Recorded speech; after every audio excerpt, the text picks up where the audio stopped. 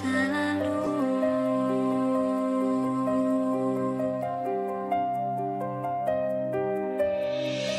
Bilakah rembulan di tangan kiriku takkan sanggup mengganti imanku.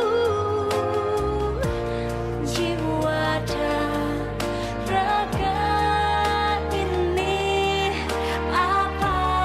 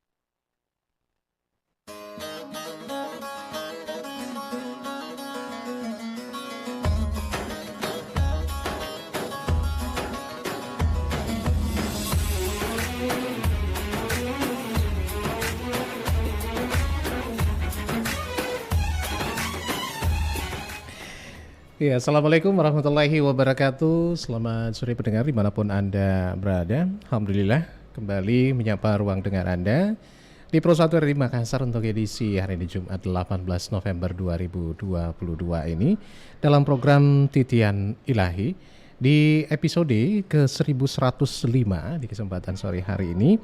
Dan insya Allah kita akan bersama kurang lebih hingga jelang pukul 17 nanti akan menghadirkan pembahasan terkait wawasan keislaman.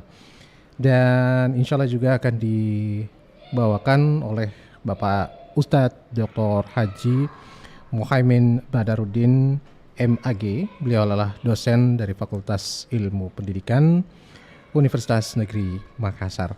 Dan seperti biasa, sebelum kita mulai atau menyapa beliau, kita akan hadirkan dulu pengajian pembacaan surah At-Taubah ayat 17 hingga ayat 20 yang akan dibacakan oleh Haji Hasan Basri SAG.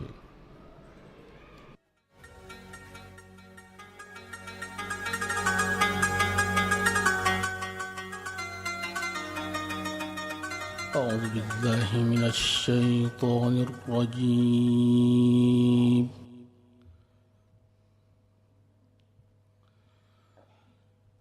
بسم الله الرحمن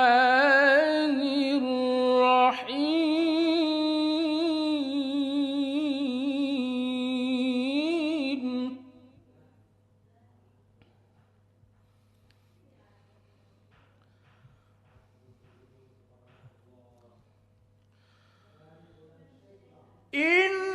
إنما يعمر مساجد الله من آمن بالله واليوم الآخر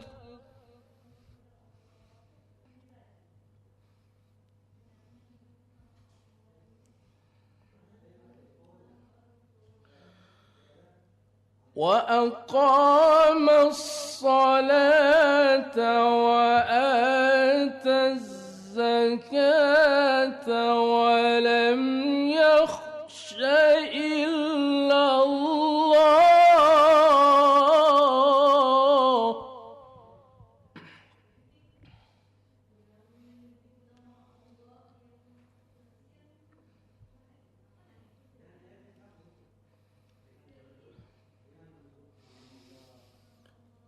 فعسى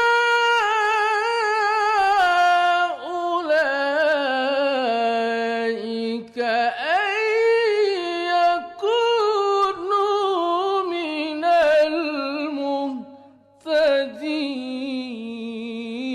المهتدين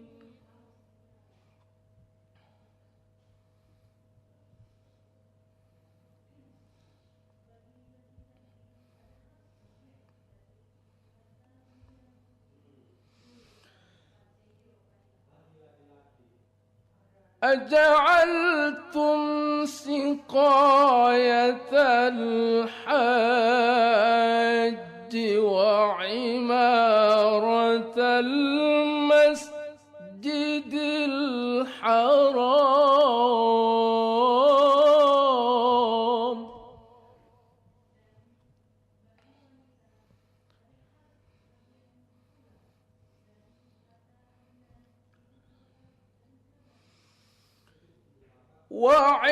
وعمارة المسجد الحرام كمن آمن بالله واليوم الآخر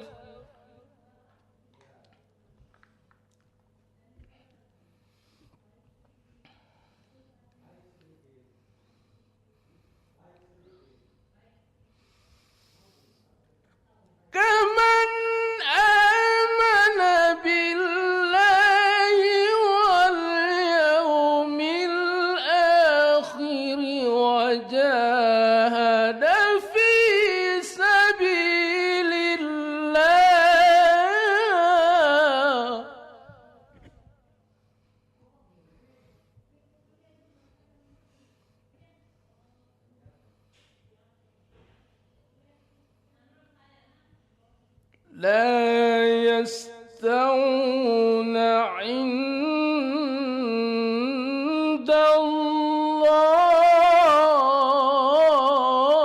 الله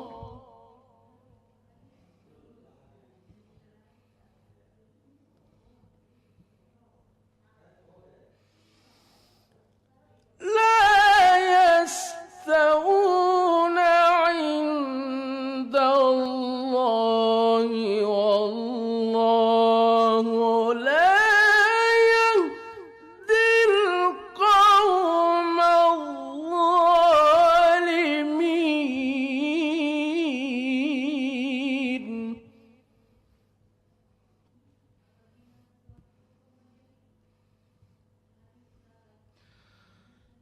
الذين آمنوا وهاجروا وجاهدوا في سبيل الله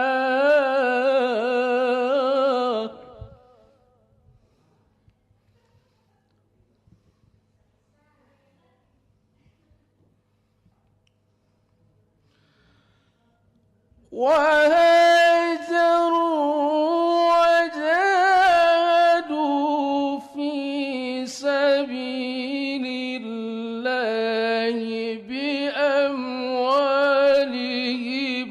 وأنفسهم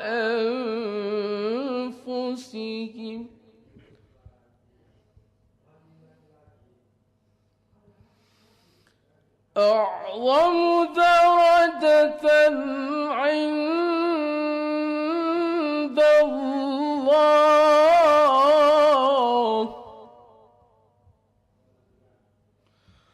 وأولئك هم الفائزون صدق الله العظيم. Ya, demikian tadi kita dengarkan bersama bacaan surah At-Taubah 17 hingga 20 oleh Haji Hasan Basri SAG di ruang dengar Anda pendengar, dan sekaligus menyapa ataupun buka titian ilahi sore hari ini yang akan diisi insyaallah bersama Bapak Ustadz Dr. Haji Muhaimin Badrudin di kesempatan sore hari ini.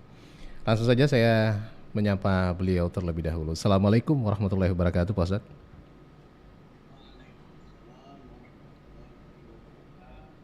Iya. Apa kabar sore hari ini, Pak Ustadz, di cuaca yang lagi hujan ini?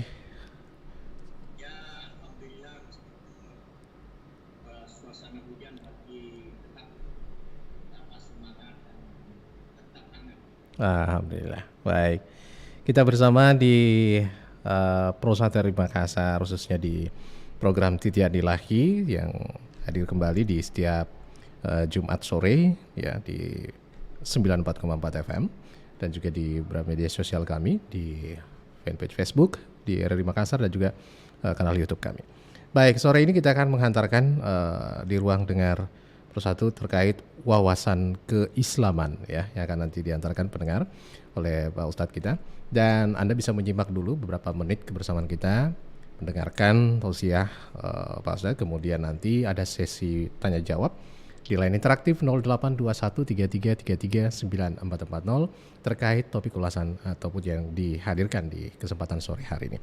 Baik, kepada Pak Ustadz, tafadhal saya persilakan untuk menyampaikan mungkin garis-garis besar ataupun hal yang ingin disampaikan dalam wawasan keislaman di kesempatan sore hari ini. Tafadhal, Pak.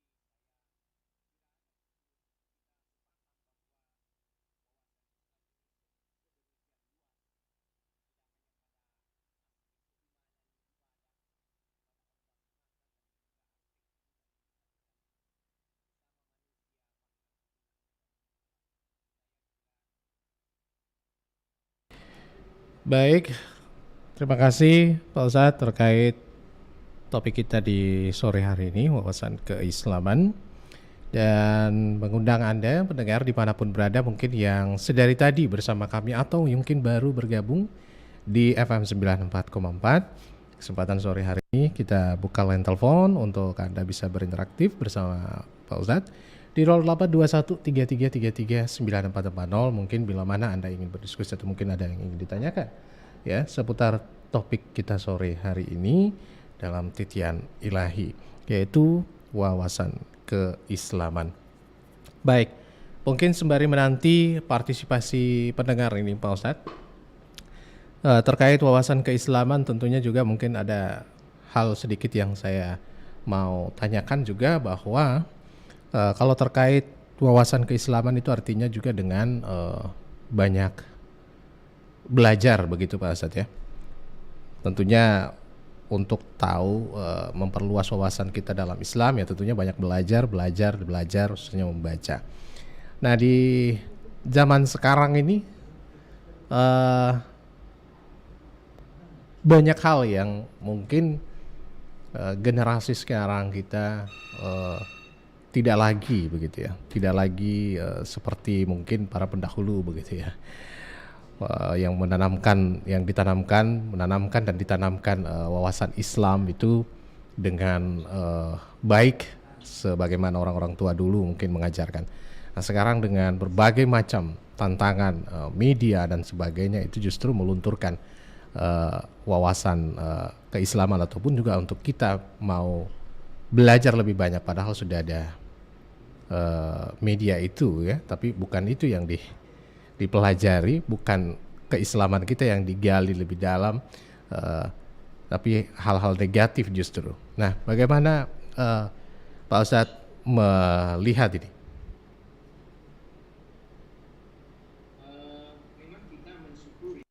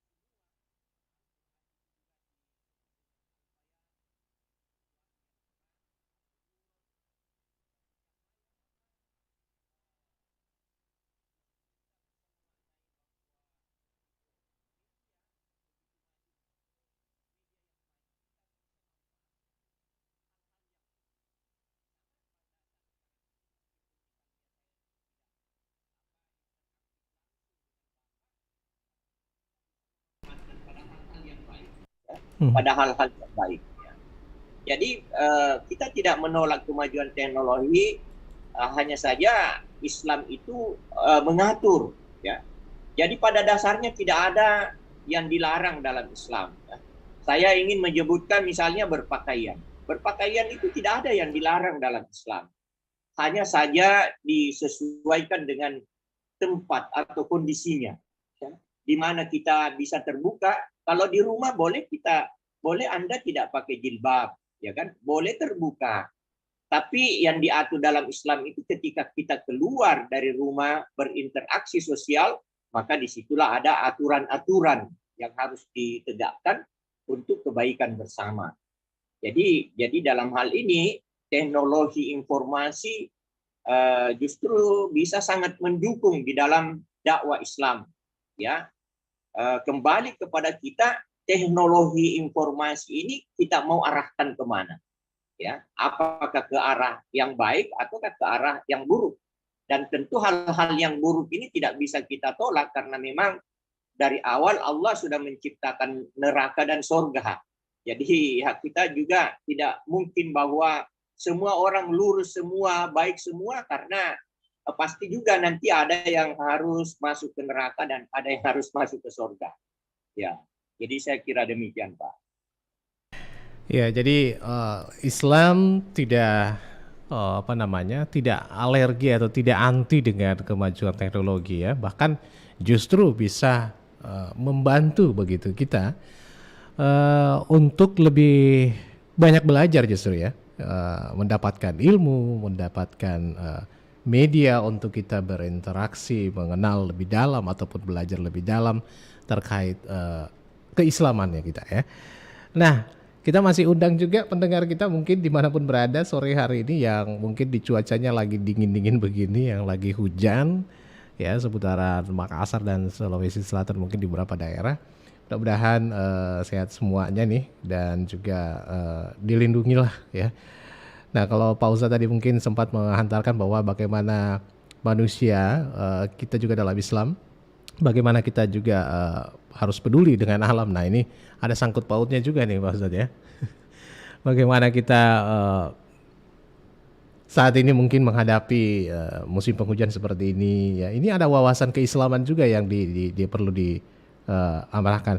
Nah, kalau dalam Islam sendiri juga bagaimana sebenarnya Pak Ustadz kita sebagai manusia memanfaatkan alam yang merupakan juga sebuah rezeki ya dari Allah Subhanahu wa taala yang diciptakan untuk manusia bisa memanfaatkannya dalam kehidupan ini, tetapi tentunya juga ada aturan-aturannya. Nah, bagaimana poin ini kita mungkin bisa jabarkan sedikit Pak Ustadz antara manusia dengan alam dalam wawasan keislaman ini? Memang di dalam Al-Quran itu ada yang disebut dengan ayat-ayat kauniyah, ayat-ayat yang berhubungan dengan tanda-tanda kekuasaan Allah di alam ini. Nah, yang berhubungan dengan fenomena alam, misalnya dalam Al-Quran itu ada disebutkan wa anzalna minas sama'i ma'an fa akhraja bihi minat thamarati rizqan lakum. Kami menurunkan dari langit air hujan, ya. Maka dengan air hujan itu kami keluarkan dari bumi berbagai macam thamarat, berbagai macam buah-buahan. Dari bumi ada tumbuh-tumbuhan, ada sayur-sayuran yang kita bisa manfaatkan. Jadi ajaran Islam yang dasarnya dari Al-Quran itu ada menyebutkan tentang air hujan yang turun dari langit. Nah, sebenarnya air hujan yang turun dari langit yang seperti yang disebutkan di dalam Al-Quran itu membuka wawasan kita bahwa kita ini sebagai seorang Muslim harus bekerja. Ya, salah satu contoh misalnya dalam Islam itu kita diajarkan untuk mengeluarkan zakat fitrah. Ya, zakat fitrah itu artinya adalah dari beras. Berarti pertanian kita harus berhasil agar supaya ada yang dapat kita pakai untuk mengeluarkan zakat fitrah. Ya.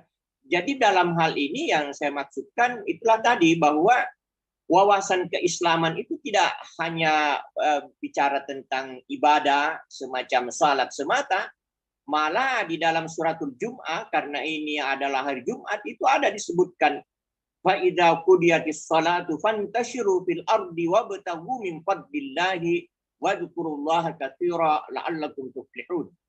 Fa idza qudiyatis salatu, apabila kamu telah selesai melaksanakan salat, fantashiru fil ardi, bertebaranlah kamu di muka bumi, wabtagu min fadlillah, dan carilah keutamaan dari Allah.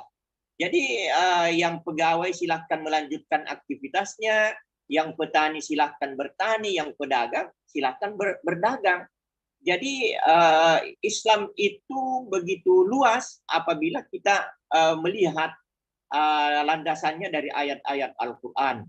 Di Al-Quran itu ada surah Asy-Syams, surah tentang matahari. Di Al-Quran ada surah Al-Qamar, surah tentang bulan.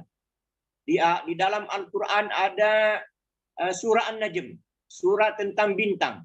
Di dalam Al-Quran ada surah Al-Lail, surah tentang malam. Di dalam Al-Quran ada surah Al-Fajr, surah tentang waktu fajar, waktu subuh. Di dalam Al-Quran ada surah Duha, surah tentang waktu pagi. Jadi seluruh aktivitas kita ini punya korelasi yang begitu menyatu dengan ajaran Islam itu sendiri. Ya.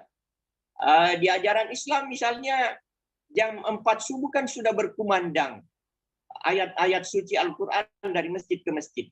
Itu memberikan gambaran kepada kita bahwa sesungguhnya orang umat Islam diperintahkan oleh agamanya untuk hidup yang disiplin. Ya. Hidup yang disiplin. Sesudah itu diperintahkan untuk berwudu. Itu menunjukkan bahwa Islam memerintahkan umatnya untuk hidup yang bersih. Ya. Bahkan ada slogannya itu an-nadhafatu minal iman. Kebersihan itu adalah bahagian daripada iman.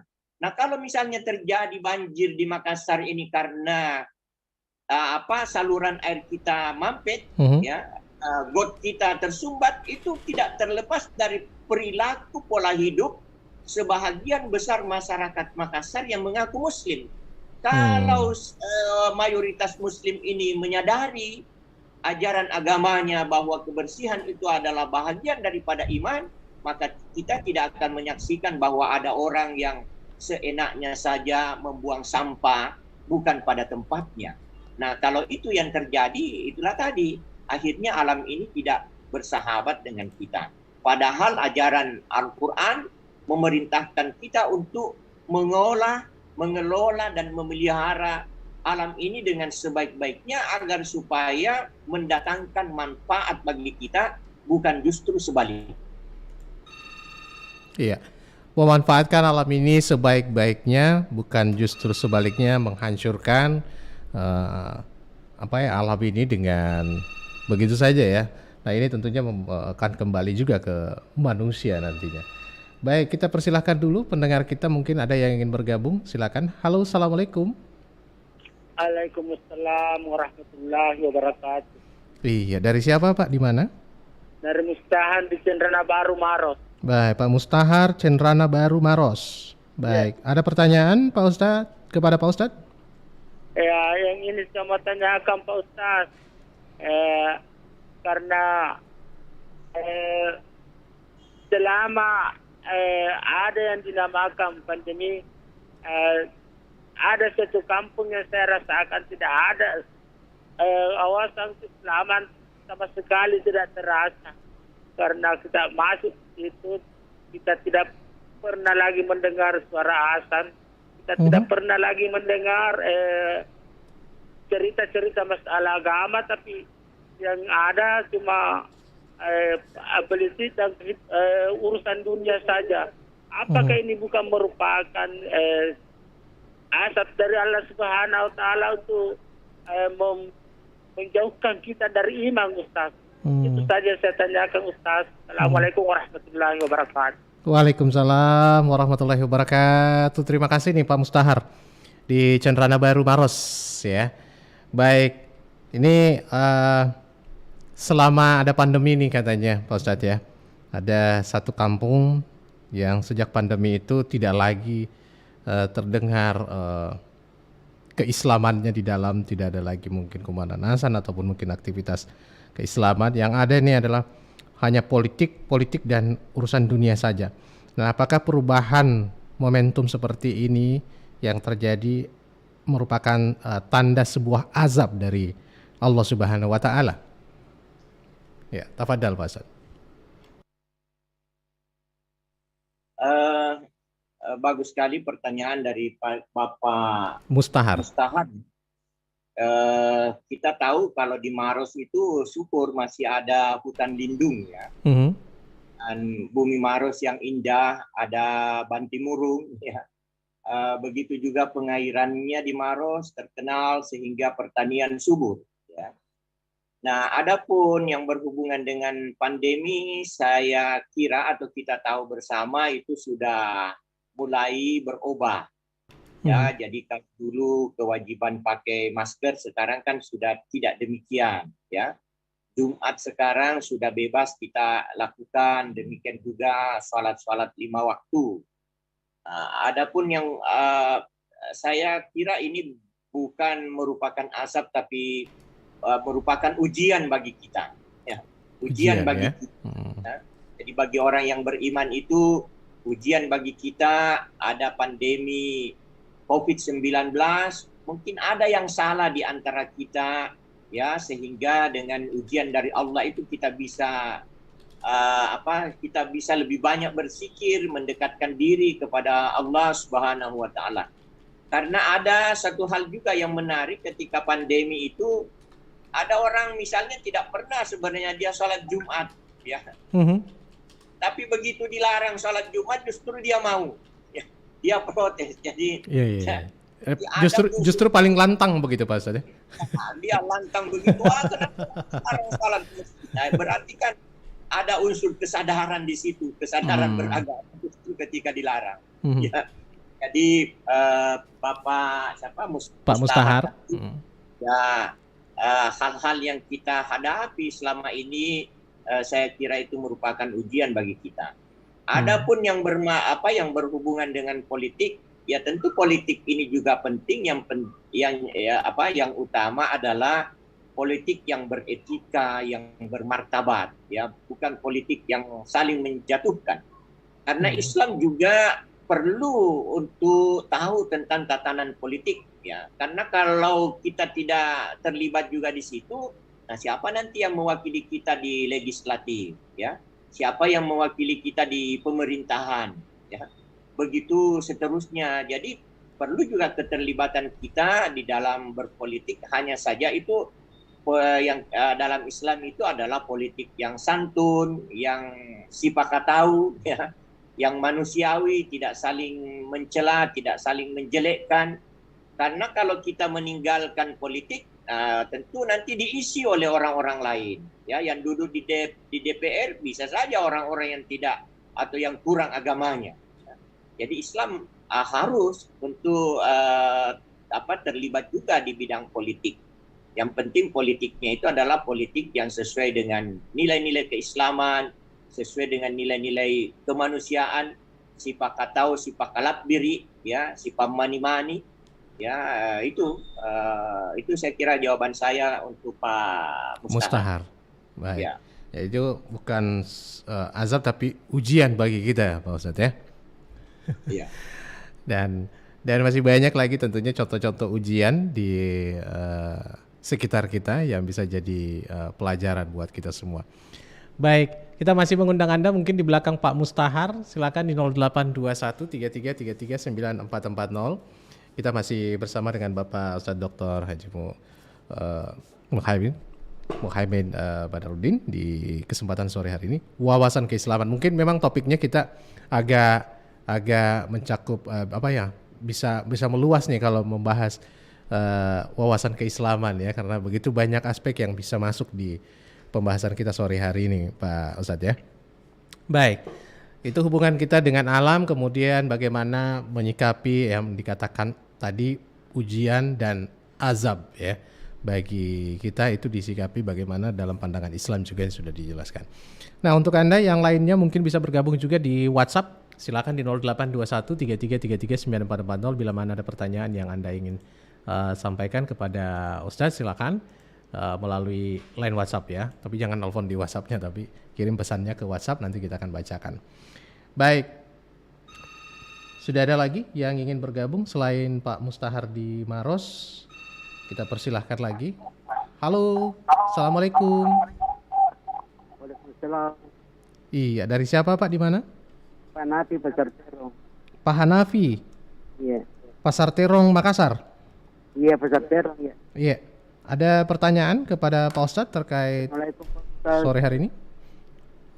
Iya, silakan. Baik, Pak Ustaz. Silakan Pak Hanafi. Waalaikumsalam warahmatullahi wabarakatuh. Ya. Setiap minggu saya tamat. Iya, Setiap minggu saya tamat Quran besar. tamat Quran setiap minggu. Iya. Sedangkan sepupu saya tamat 6 bulan. Tapi dia baca juga Mhm, artinya dia baca. mhm. Terjemahannya dia baca. Mana kira-kira dia bagus Pak Ustaz? Ya, halo. Mana dia bagus kira-kira Pak Ustaz? Mana yang bagus? Lebih bagus ya. Oh, jadi tamat Quran setiap minggu ini tapi tidak dengan memahami artinya. Baca begitu saja. Bacaannya saja gitu ya.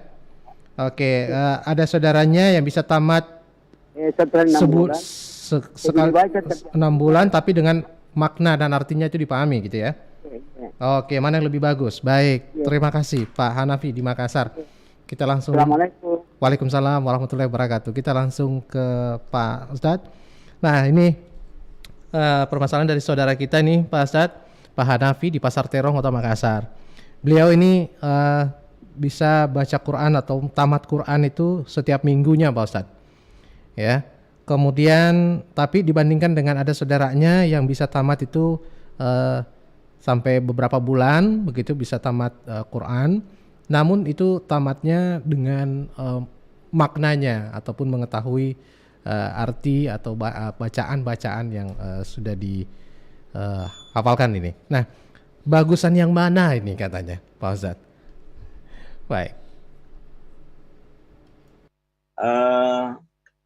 Bagus sekali pertanyaan dari Pak Hanafi di Pasar Terong ya. Iya.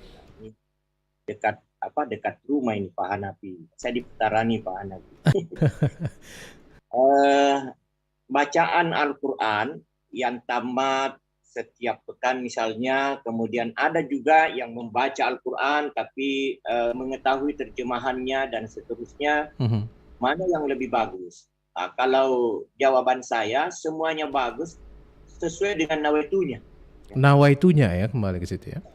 Ya, kalau misalnya katakanlah misalnya ya Rahman, ada namanya Rahman membaca Al-Quran tamat setiap pekan ya. Kemudian ada Rahim, dia memang mungkin tamatnya 1 kali dalam 2 bulan tapi dia pelajari terjemahannya. Nah itu mungkin memang Rahman ini niatnya adalah mengejar pahala, mengejar bahwa sekian bacaan Al-Quran maka sekian pahala dia dapat. Sementara Pak Rahim ini membaca Al-Quran karena dia ingin mengetahui isi dan kandungannya. Jadi dua-duanya bagus ya, sesuai dengan nawaitunya. Tapi memang Al-Quran itu sebagai satu bacaan memang dipentingkan juga untuk kita paham, mengetahui terjemahannya, mengetahui tafsirnya. Ada ilustrasi yang saya ingin sampaikan, misalnya Al-Quran itu kan terdiri dari 114 surah. Surah itu sudah menjadi bahasa Indonesia, surat. Ya, jadi surah itu sama dengan surat. Nah, surat itu dari Allah. Ya, surat itu dari Allah dibawa oleh malaikat Jibril kepada Rasulullah Muhammad SAW untuk disampaikan kepada kita ini umatnya. Nah, satu surat tentu tidak hanya sekedar dibaca, ya. Katakanlah ada surat dari Pak Gubernur ke Pasar Terong atau ke kecamatan mana di Makassar ini. Maka tentu surat dari pimpinan itu tidak hanya sekedar dibaca, tapi lebih penting lagi bagaimana bisa mengetahui isi kandungan daripada surat itu. Dan yang ketiga adalah bagaimana caranya supaya kita bisa mengamalkan isinya. Karena nanti kalau misalnya katakanlah Pak Gubernur sudah mengirim surat, kemudian dia tanyakan, apakah kau sudah baca itu surat, sudah sudah mengerti isinya dan sudah mengamalkan. Nah itu tadi. Jadi surah itu di dalam Al-Quran begitu cintanya Allah kepada hambanya, sampai ada 114 surah yang dikirim kepada kita, yang tentunya tidak hanya sekedar dibaca, tapi penting bagi kita untuk mengetahui artinya, terjemahannya, bahkan mengetahui tafsirnya. Adapun tadi saudara-saudara kita yang mungkin mengejar pahala, bahwa sekian misalnya, karena kan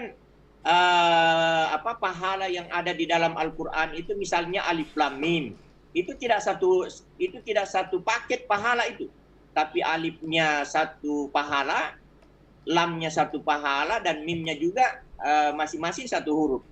Jadi mungkin tadi itu yang membaca Al-Quran dengan target tamat satu kali dalam sepekan itu mengejar ibadah, ya. Begitu tingginya pahala apabila kita membaca Al-Quran. Kemudian yang kedua, ada saudara-saudara kita yang membaca juga Al-Quran, tapi dia sampai kepada apa terjemahannya, bagaimana tafsirnya, itu juga bagus. Jadi kembali kepada niatnya masing-masing. Ya. Sama-sama ada nilainya Pak Ustadz ya, tapi ada plus minusnya. Jauh lebih plus berarti dengan makna dan sebagainya, tapi semuanya baik ya. Ya. Karena kita tidak dipaksakan begitu Pak Ustadz ya. Iya. Nawaitunya kembali kita. Kalau pengen lebih afdol ya sebaiknya dengan maknanya. Baik, satu lagi penelpon menyusul di belakang Pak Hanafi. Siapa gerangan? Halo, assalamualaikum. Salam Iya. dari Radia di Makassar. Andi, Makassar. dengan siapa Ibu? Ibu Radia Ibu Rabiah. mau bertanya sama kita. Assalamualaikum Pak. Waalaikumsalam. Ya, kita Ibu Rabiah ya. Ini Ya, silakan. kalau orang tamat baca dibikinkan acara, kalau nanti kawin baru dikasih tamat.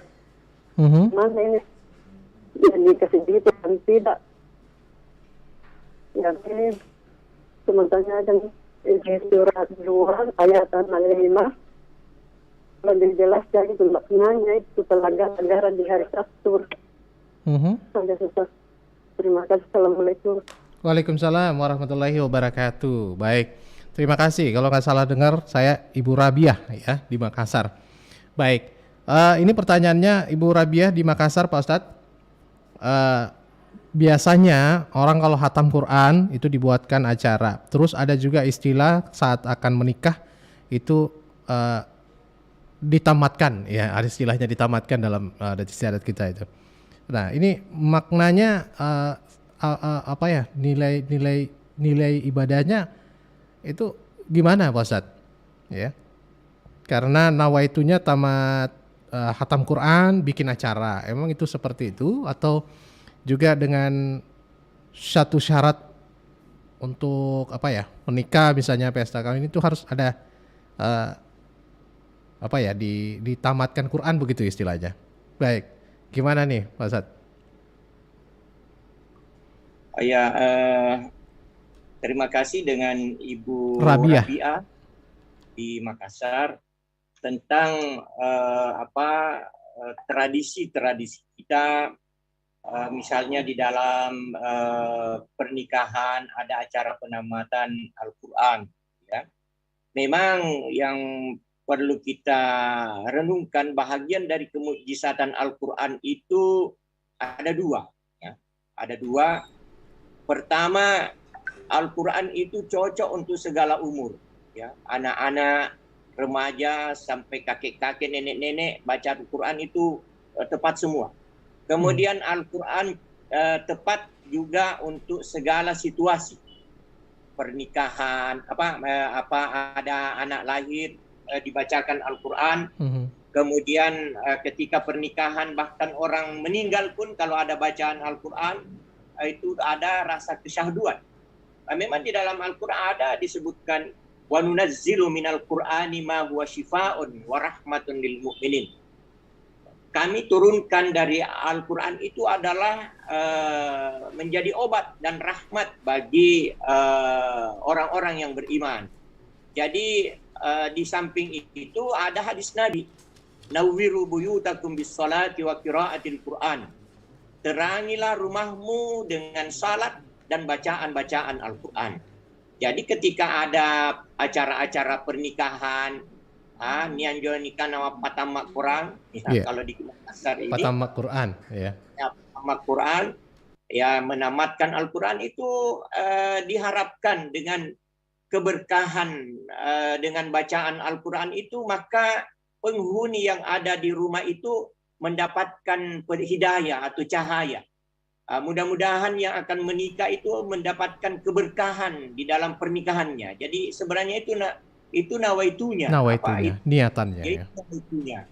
Karena ayat Al-Quran sendiri menyebutkan seperti itu, bahwa kami menurunkan dari Al-Quran itu sesuatu yang menjadi obat dan rahmat bagimu. Kita mendengarkan Al-Quran itu menjadikan perasaan kita menjadi tenang dan tentram. Dan juga tadi itu ada memang hadis Nabi, nawwiru buyutakum bis salati wa qiraatil Qur'an. Terangilah rumahmu dengan salat. Jadi rumah kita, bahkan ada hadis Nabi, jangan kau jadikan rumahmu itu sebagai kuburan. Ya. Yang dimaksud dengan kuburan itu hanya tempat untuk tinros mata. Hanya itu saja. Ya. Jadi kuleton jinja sambayan tawa, sambayan duhaka atau sambayan tangabangi, ya, sembahyang tahajud kan kita lakukan juga itu untuk memberikan cahaya di rumah kita dengan salat, dan demikian pula dengan bacaan-bacaan Al-Quran.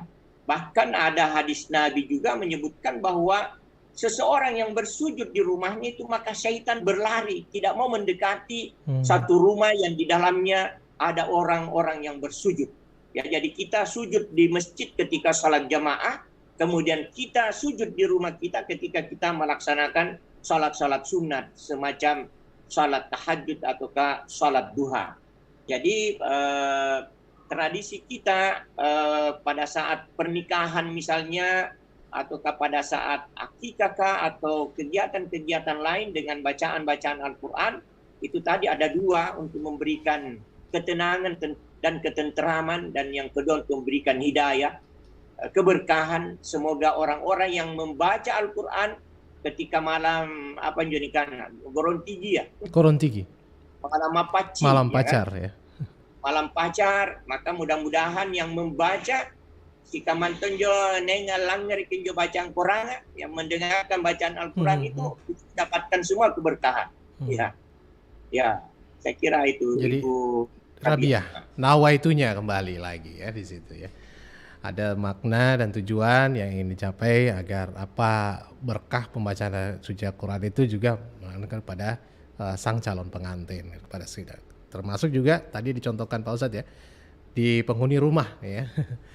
Baik, terima kasih Bu Rabiah, Pak Hanafi, Pak Mustahar di kesempatan sore hari ini. Namun alhamdulillah kita berada di penghujung acara lagi nih ya. Tidak terasa nih hampir 1 jam kita bersama dengan Pak Ustadz dengan wawasan keislaman sore hari ini. Mudah-mudahan ilmunya kita bisa terapkan dari diri sendiri dan juga mungkin kepada keluarga kita atau orang lain di sekitar kita. Nah, pendengar, sebelum kita akhiri, kita akan dengar dulu mungkin penutup, ada doa penutup dari Pak Ustadz ya, agar supaya perjumpaan kita ataupun pertemuan kita sore hari ini menyapa ruang dengar Anda itu dapat berkah dan ilmunya juga nih. Pada Pak Ustadz, sebelum kita tutup, tafadhal Pak Ustadz. Ya, jadi para hadirin yang dirahmati Allah, umat Islam di mana saja berada mendengarkan siaran ini, syukur sekali pada sore ini kita bisa bersua dengan tema wawasan keislaman. Mudah-mudahan dengan bahasan ini, dengan landasan dari Al-Quran, demikian juga dari hadis-hadis Nabi, membuka wawasan kita, pemikiran kita bahwa ajaran Islam itu sedemikian luas, ya, tidak hanya menyangkut aspek ibadah atau hubungan kepada Allah semata, tapi juga hubungan kita dengan sesama manusia dalam pergaulan sosial. Demikian pula diatur hubungan kita dengan alam sekitar kita. Nah, olehnya itu mudah-mudahan dengan pemahaman keislaman kita ini, apa tadi yang ditanyakan oleh Pak Mustahar dari Maros, kita bisa menambah khasanah kita bahwa Islam itu sedemikian luas sehingga apa yang kita alami pada saat ini mudah-mudahan bukan berupa asap tapi adalah merupakan ujian dari Allah Subhanahu wa taala. Kemudian tadi dari Ibu Rabia bagaimana hikmah Al-Qur'an ini menjadi fihi syifa'un wa rahmatun lil mu'minin. Dia menjadi obat dan rahmat bagi orang-orang yang beriman. Jadi wawasan keislaman kita ini menyangkut seluruh aspek kehidupan kita. Kedisiplinan kita diperintahkan agama kita untuk bangun cepat di waktu subuh. Aspek kebersihan, an-nadzafatu minal iman. Kebersihan itu adalah bahagian daripada iman. Demikian juga aspek sosial kita, bahkan aspek berhubungan dengan alam agar supaya alam ini kita pelihara dengan baik, kita bersahabat dengan alam agar supaya hujan yang turun itu benar-benar menjadi rahmat, jangan justru sebaliknya menjadi bencana bagi kita. Olehnya itu semoga perjumpaan kita ini mendapatkan keberkahan dari Allah Subhanahu wa taala sehingga kita mendapatkan keselamatan, ketenteraman, kebahagiaan dalam kehidupan ini. Mari kita berdoa. A'udzubillahi minasyaitonirrajim. Bismillahirrahmanirrahim. Alhamdulillahirabbil alamin. Allahumma shalli wa sallim ala sayyidina Muhammad. Allahumma taqabbal minna innaka antas samiul alim wa tub alaina innaka antat tawwabur rahim. Allahumma wasi' arzaqana wa sahih jasadana wa nawwir qulubana wa khtim bisalihati a'malana. Ya Allah, ya Tuhan kami, berikanlah kesehatan kepada kami, luaskanlah rezeki kami dan jadikanlah aktivitas kami bernilai ibadah, amal saleh di hadapan-Mu ya Allah. Allahumma rabbana hab lana min azwajina wa dzurriyyatina qurrata a'yunin waj'alna lil muttaqina imama. Allahumma rabbana yassir alaina wa la tu'assir alaina. Ya Allah, berikanlah kemudahan, jauhkanlah kami dari berbagai macam kesulitan. Rabbana atina fid dunya hasanah wa fil akhirati hasanah wa qina adzaban nar wa adkhilnal jannata ma'al abrar bi rahmatika ya aziz ya ghaffar ya rabbal alamin. Subhana rabbika rabbil izzati amma yasifun wa salamun alal mursalin walhamdulillahi rabbil alamin. Al-Fatihah. Baik, terima kasih kepada Bapak Ustadz Dr. Haji Muhaimin Badarudin MAG untuk berbagi ilmunya di kesempatan sore hari ini dalam wawasan keislaman. Perjumpaan dalam Titian Ilahi episode ke-1105. Jangan lupa pendengar menyimak Titian Ilahi pekan depan pada jam yang sama dengan topik-topik menarik lainnya yang kita akan bahas di kesempatan Titian Ilahi. Sekali lagi mohon dimaafkan bila ada salah-salah kata. Allahu wa iyyakum. Wassalamualaikum warahmatullahi wabarakatuh. Waalaikumsalam warahmatullahi wabarakatuh.